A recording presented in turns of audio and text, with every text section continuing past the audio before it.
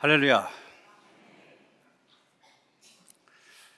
우리 그리스도인들은 하나님과의 관계 못지않게 세상과의 관계도 아주 중요합니다.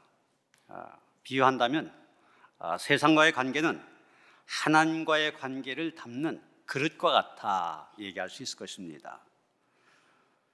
그릇이 더럽다든지 깨졌다든지 문제가 있을 경우 거기에 음식을 담가두면 샌다든지 변질된다든지 그럽니다. 그러나 그릇이 깨끗하고 튼튼하면 음식도 잘 보존이 되어지고 때로는 그 그릇이 음식을 더 그 맛을 풍성하게 할 수도 있습니다. 마찬가지로 세상과의 관계가 잘못되면 하나님과의 관계도 악화되어지고 또 심지어 깨지게 됩니다. 그러나 세상과의 관계가 올바로 맺어지면 하나님과의 관계도 더 깊어지게 됩니다. 우리 그리스도인들이 세상과 맺는 관계의 모습 크게 세 가지의 유형으로 얘기할 수 있을 겁니다. 첫째는 동화하는 유형이 있습니다. 동화라고 하면 그렇게 된다는 거 아닙니까? 어떤 사람들은 세상에 너무 가까이 다가갑니다. 그 다음에 세상에 동화돼 버려요. 똑같이 돼 버려요. 세상 사람들이 사는 모습과 별로 다른 모습이 보이지 않습니다. 세상 사람들이 바라는 것 그대로 바라고 세상 사람들이 가는 길 그대로 걸어갑니다. 이런 사람들, 사실상 그리스도인이라고 말할 수 없는 이름만의 그리스도인, 명목상의 그리스도인이라 말할 수 있을 것입니다.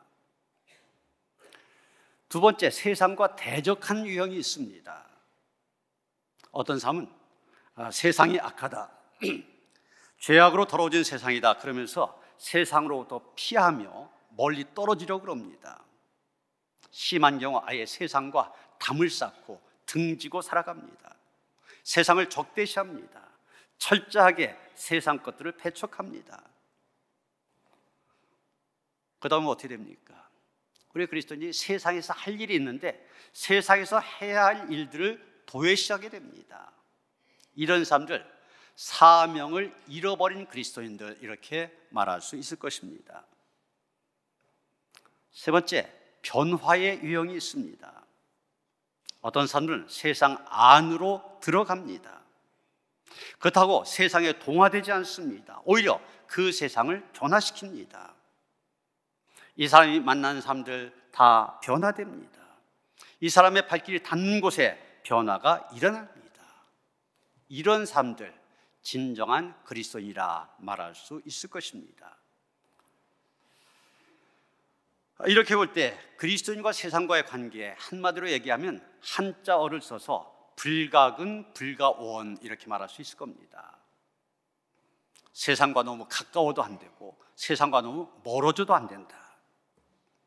세상과 너무 가까워지면 세상에 동화되어 그리스도인 다움을 잃어버리게 됩니다. 반대로 너무 세상과 멀어지게 되면 세상에 적대적이 되어서 사명을 잃어버리게 된 것입니다. 그래서 너무 가깝지도 않고 그렇다고 해서 너무 멀지도 않은 적정 거리를 유지하는 것이 중요합니다.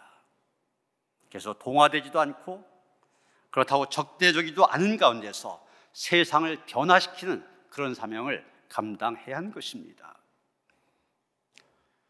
오늘은 부활절 7번째 주일이면서 부활절은 마지막 주일입니다. 다음 주일부터는 성령 강림절이 시작이 되어집니다. 동시에 오늘 승천주일 그렇게 얘기합니다.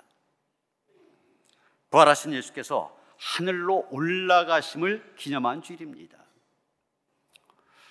오늘 우리가 읽은 말씀은 예수님께서 아버지의 품으로 돌아가면서 하늘로 올라가시면서 세상에 남겨진 사람들 위하여 중보 기도하신 그런 내용의 말씀입니다. 9절에 보면 내가 그들 위하여 비옵나니 내가 비옵는 것은 세상을 위함이 아니요 내게 주신 자들을 위함이니이다. 그들은 아버지의 것이로소이다 이렇게 말씀하셨습니다. 여기 보면 예수님께서 그들을 위하여 빈다 그러셨잖아요. 여기서 그들이 누구일까? 보통 두 가지로 대답합니다. 첫 번째는 예수님의 뒤를 따랐던 처음 제자들, 다시 하면 12사도와 다른 제자들을 의미한다, 이렇게 보는 겁니다. 또 한 가지는 시간과 공간을 초월해서 예수를 믿는 모든 제자들을 가리키는 거다. 여기엔 우리도 포함되는 거죠. 오늘 말씀을 볼 때 당연히 이 두 번째 의미, 우리도 포함된다는 그런 의미에서 오늘의 말씀을 생각해 보려고 합니다.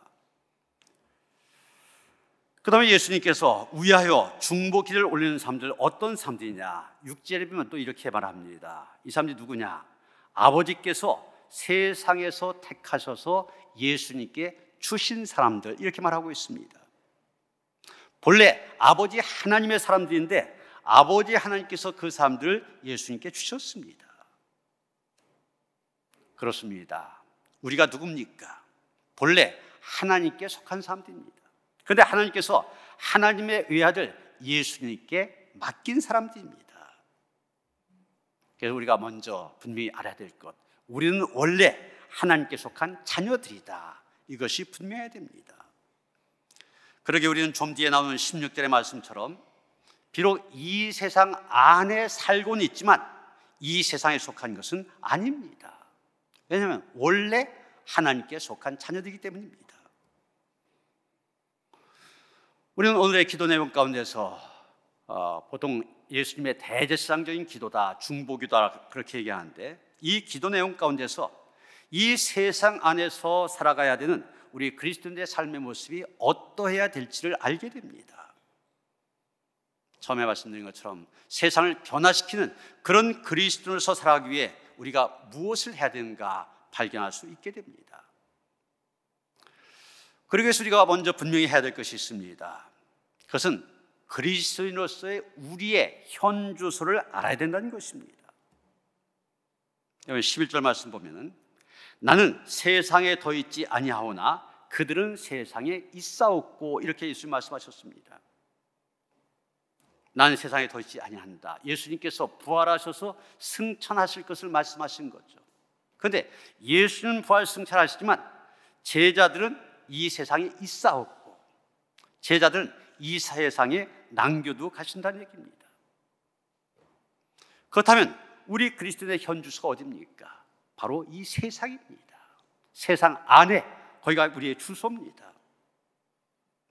물론 우리가 장차 천국으로 갈 것이지만 지금 우리는 이 세상에 있습니다. 이 사실을 먼저 분명히 해야 되는 것입니다. 마태복음 17장에 보면 소위 변화산 사건이 기록되어 있습니다. 예수께서 세 제자들을 데리시고 변화산에 올라가셨습니다. 그때 여러분 보시는 것처럼 좌우에 모세와 엘리야가 나타나 주님과 말씀을 나눕니다. 또 예수님의 모습, 얼굴은 해같이 빛나고 옷은 빛과 같이 휘어졌습니다. 이 모습을 바라보는 베드로 너무나 황홀했습니다. 그래서 주님께 말씀드립니다. 주님, 우리가 여기 있는 것이 좋사오니 주님이 만일 원하시면 여기에 초막 셋을 짓되 하나는 주를 위하여, 하나는 모세를 위하여, 하나는 엘리야를 위하여 하리이다. 지금 베드로 놀라운 은혜를 체험하였습니다. 듣도 보도 못한 은혜를 받았습니다. 당연히 그 은혜의 현장 계속 머무르고 싶었습니다. 그것을 떠나고 싶지 않았습니다. 그래서 이곳이 좋사오니 그렇게 주님께 말씀을 드렸던 것입니다. 그런데 이런 베드로의 요청에 예수님 어떻게 반응하셨습니까? 아무런 말씀도 하지 않으셨습니다.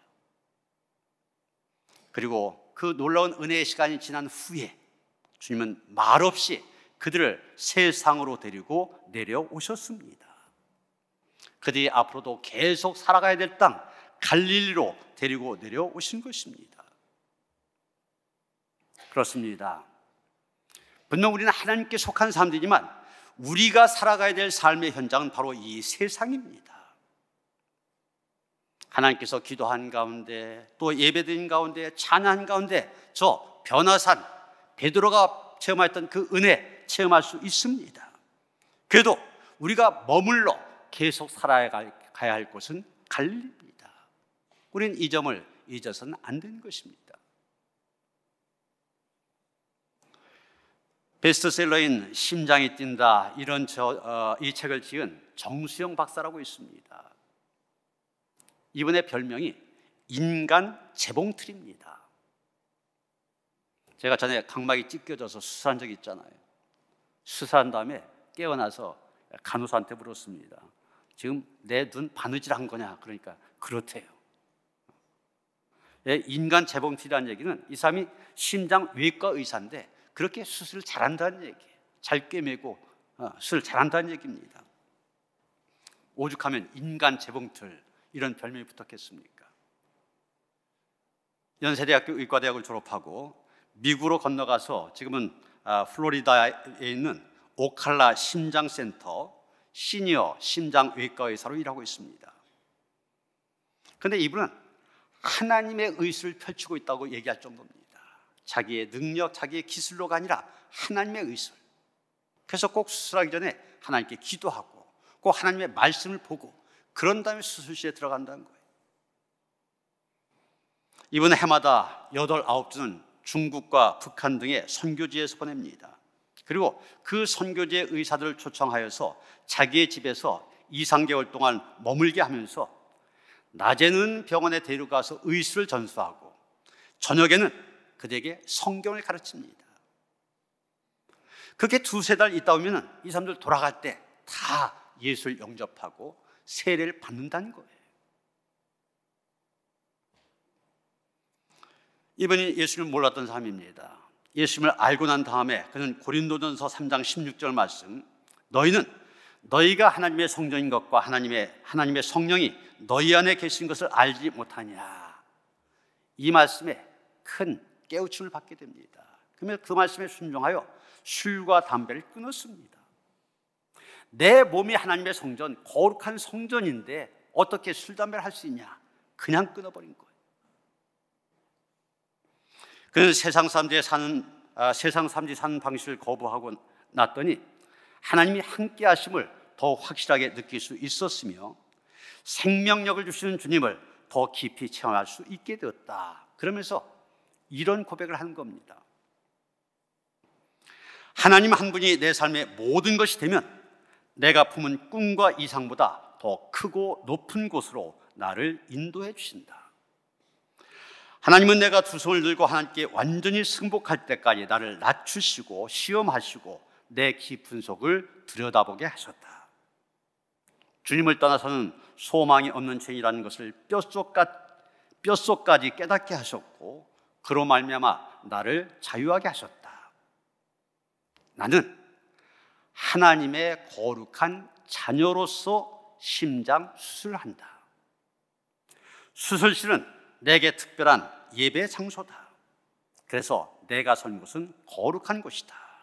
하나님께서 일하시기 때문이다. 이런 중요한 겁니다. 내가 일하는 수술실, 거기가 바로 거룩한 곳, 성소라는 겁니다. 왜? 하나님께서 함께 하시기, 하나님이 일하시기 때문에. 여러분, 그렇습니다. 그것이 수술실이든 아니면 공장이든 농사를 짓든 논밭이든 학생들을 가르치는 교실이든 내가 일하는 삶의 현장, 바로 그곳이 갈릴리입니다. 갈릴리, 그 세상 한복판에서 우리는 사명을 따라 일해야 하는 것입니다. 지난주 화요일에 그 서창동에서 음악학원을 개업하면서 예배를 드려달라 그래서 가서 예배를 인도했습니다. 불신 집안에서 자랐습니다. 그러다가 이제 결혼을 하였는데 시어머님이 권사님인 믿음의 집으로 시집을 가게 된 겁니다. 그러면서 예수를 믿기 시작했어요. 근데 요즘에 주일 빠지지 않고 그래도 나름대로 열심히 신앙생활 하려고 그럽니다. 그래서 제가 물었어요. 아니, 피아노를 전공하다 보면은 믿는 사람들, 이 음악계통은 이제 믿는 사람이 많기 때문에 많이 만나서 전도도 많이 받았을 텐데 왜 그렇게 늦게서야 믿게 되느냐, 그런 얘기를 했더니 그렇지 않아도 자기가 이 피아노 전공하면서 자기에게 그런 권면을 한 사람들 많이 만났대요. 그런 것이 지금 와서는 굉장히 감사하다고 하면서 자기에게 피아노 레슨을 해준 서울예고 선생님의 얘기를 하는데, 그 선생님이 한번 그렇게 얘기를 하더래요. 네가 예수 믿어서는 안 되는 이유 3가지만 얘기해봐라. 물론 그때 그 말을 듣고 이 사람이 바로 예수 믿는 거 아닙니다. 근데 제가 이 얘기를 하는 이유는 이 사람이 지금 20년 전 얘기거든요. 20년 전에 그 선생님이 자기에게 한 얘기를 지금 기억하고 있다면 그 말이 얼마나 이 마음에 새겨졌겠냐는 거예요. 그러면서 참 그 선생님 훌륭한 선생님이다 이런 생각을 했습니다. 이분은 교사의 자리를 사명의 자리로 생각하고 있는 것입니다. 하나님께서 사명을 위해서 나에게 교직을 허락하셨다, 교사의 자리를 교사로 세우셨다, 이런 믿음을 가지고 어떤 상황에서도 전도의 사명을 감당하려고 애를 쓰고 있는 것입니다.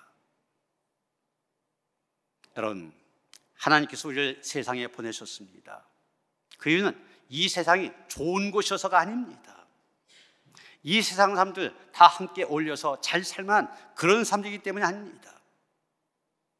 우리로 하여금 복음으로 그들을 변화시키라고 보내신 것입니다.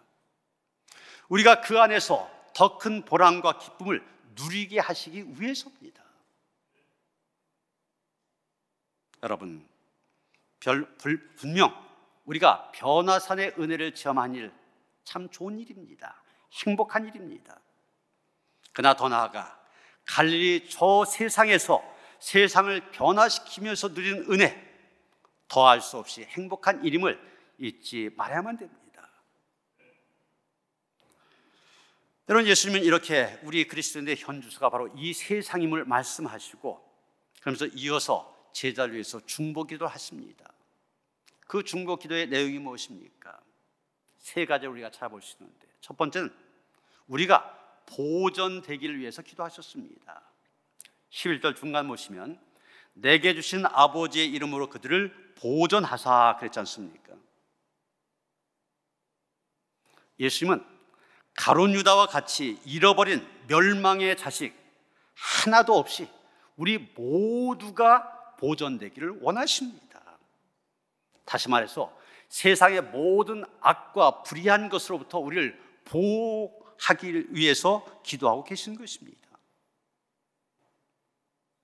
여러분, 여기 보존하다는 말 헬라어로 텔레오 이런 말인데 조심스럽게 돌보다, 굳게 붙들다 이런 뜻을 갖고 있습니다. 하나님께서 우리를 보호해 주시지 않으면 우리는 다 넘어지고 쓰러집니다.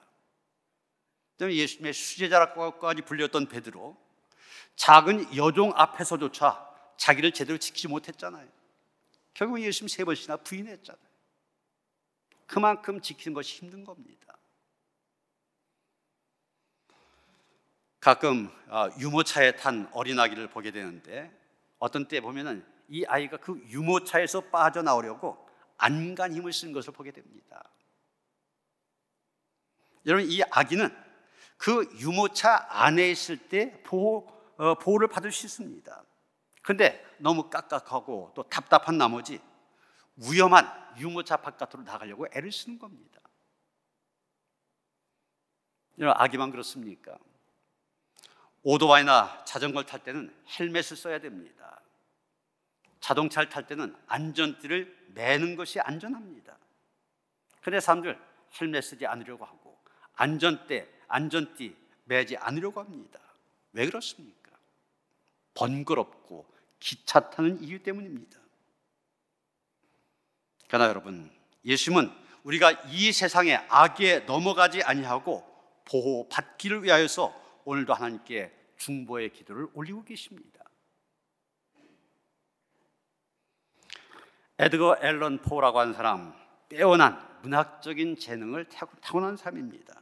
그런데 이 사람 술과 도박에 빠져 인생을 탕진했습니다. 남편이 그러고 사니 아내가 온전하겠습니까? 일찍 세상을 떠납니다. 아내가 세상을 떠난 다음에 우울증에 시달리면서 거리를 방황하다가 결국 40세 짧은 나이에 객사하고 말았습니다.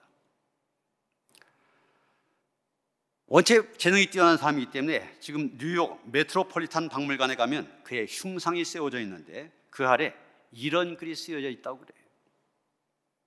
그는 재능이 뛰어났으나 불행한 사람이었다.